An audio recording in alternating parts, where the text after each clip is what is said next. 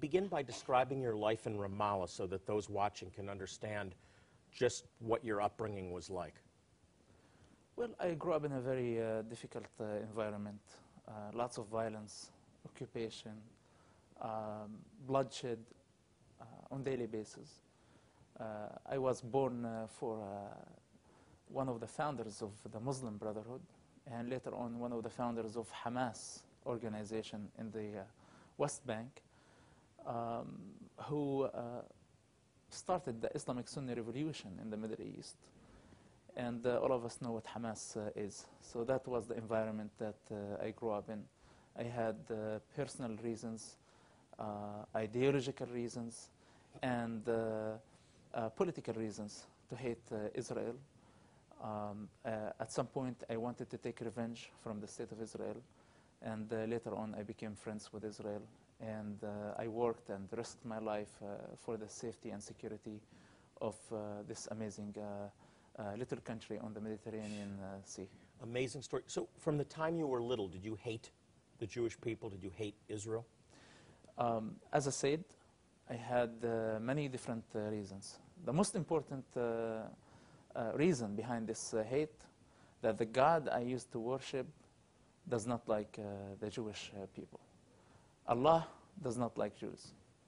And Muhammad, his prophet, doesn't like Jews. He cleansed them from the Arab Peninsula. And this is enough reason for Palestinians and Arabs to hate Israel for. I had personal problems because my father was arrested 16 times in a row. And I had to take responsibility for my family when I was 10 years old.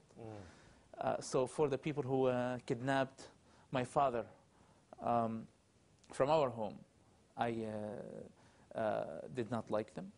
And political reasons, because occupation and all the propaganda in the Palestinian territories that everybody considers Israel as an enemy. And I personally witnessed lots of bloodshed in the confrontations between the Israeli soldiers and the Palestinian fighters in the streets. Well, let's talk about your dad. You speak about him in the book with great admiration and love. That's very clear, that he really had has a heart for people. Šeik Hасан Јусиф. Talk about how he became one of the founders of Hamas. Well, this is a long journey that he started since he was 12 years old. His dad, my grandfather, was an imam for 40 years. And my father loved what my grandfather was doing. And he wanted to follow his steps. His understanding of Islam was not complete. In fact, I am not sure that he understands Islam and what it's all about today 100%. They grew up in that environment. They thought in Islam and religion there could be a solution. And the goal is a noble goal, to liberate their people, to bring them justice and happiness by establishing an Islamic state. This is a heavenly promise, and as a leader of that community, or a young leader, he wanted to make the change happen through Islam. Unfortunately, this did not work in the past. Muhammad couldn't bring justice and happiness to humanity 1400 years ago, and all his followers and the Islamic leaderships through the history could not do this. They failed one after another. They brought destruction, and they brought destruction first of all to themselves, and they have been in captivity of their own religion, their own God for 1400 years.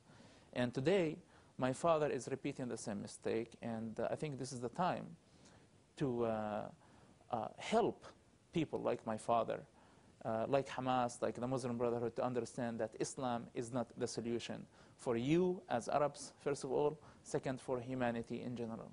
So, Mosab, help us to understand, at the root of this ideology, is it fundamentalist Islam and Allah, who, by the way, incidentally, is not the God of Israel, right? There's Absolutely the idea not. That it's the same God, it's all one God, Allah, Jesus, the God of Israel. It's not true, is it? Absolutely not. In fact, the God of the Quran does not exist. He's only exists in Muslims' minds. And the God of the Quran is not the same God as the God of the Bible.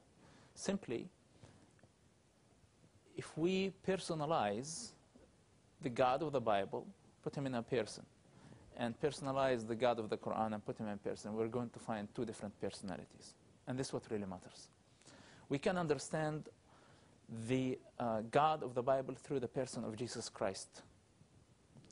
And to be able to understand the God of the Quran, there is only one way: to understand him through the behavior of the Prophet of Islam, Muhammad. And there is a huge difference between Muhammad and the Messiah, Jesus Christ. Islam, I personally don't distinguish between radical Islam and moderate Islam, because I don't believe that moderate Islam exists. This is a very, very important point, and of course goes against political correctness. Say it again and why you believe that's the case. I believe because I understand the real nature of Islam. I understand its language. I understand its Quran. I understand the behavior of its prophet. And I know that Islam was built to conquest the world, no matter the price is. And this was clear through the behavior of Muhammad, what he did. He carried many campaigns, military campaigns that caused the death of hundreds of thousands of people. And this is what Muslims have been doing against each other, first of all. Second, against the others who don't believe in their religion. So there is no moderate Islam?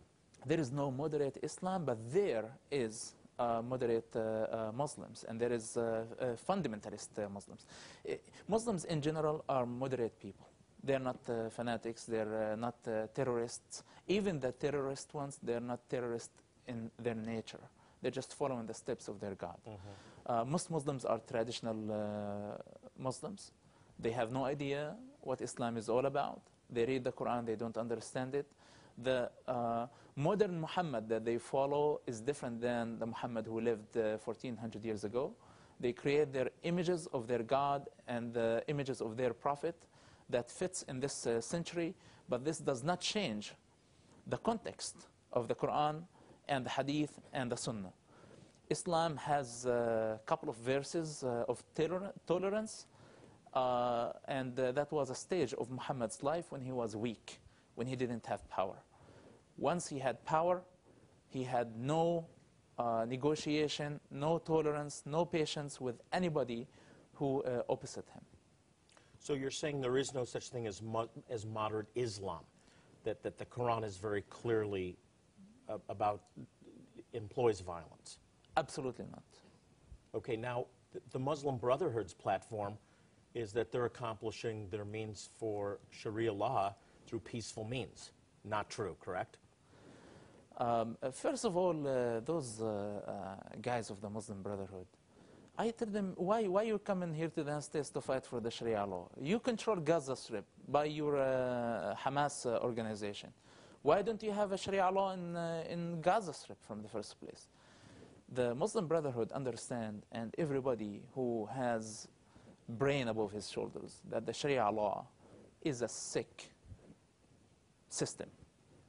What is the Sharia law? This is why we're saying we need to expose the real nature of Islam. And what is the Sharia law? The Sharia law, for example, if you break an Islamic law, there is a punishment.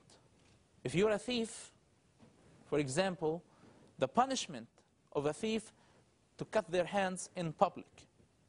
So tomorrow, what they're trying to do, they want what? The American Constitution to be canceled, and we work the Sharia law, bring people, a thief in New York City to Times Square and cut his hand in Times Square, for example. This is what the Sharia law is.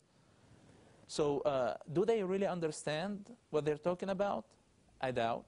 And if they understand, they think that this is justified because it's by the authority of their God. So simply, we tell them, we don't need your Sharia law. Keep it for yourself, and if you really want it, go back to your countries and fight for it there. This is not the way you always talked. You told us earlier of your childhood, your father arrested 16 times. You were raised with an ideology that hated Israel, and you had a lot of hate yourself. What changed, and how? Well, simply, Jesus Christ values and the principles of loving my enemies, first of all. Second, forgive them unconditionally and loving them unconditionally. These were the principles that changed my life. And it was a big challenge for me to be able to make this happen. It was much more difficult than carrying a gun and fighting Israel. Indeed. In fact, fighting and carrying a gun was a coward thing to do. It was not a real challenge for a man. But to be able to forgive somebody who hurt you in the past, hurt your family, and most of the time I thought that they meant to hurt us. But they were doing just their job, and they were trying to protect their state. That was it. So the challenge was to be able to forgive. And I believed in Jesus Christ's philosophy of loving our enemies. And I could get out of my captivity of hatred and revenge to be able to love them. And today we are a family. I have a Jewish mother, I have Jewish brothers, and I have, in That's fact, fantastic. More than, yeah. You know,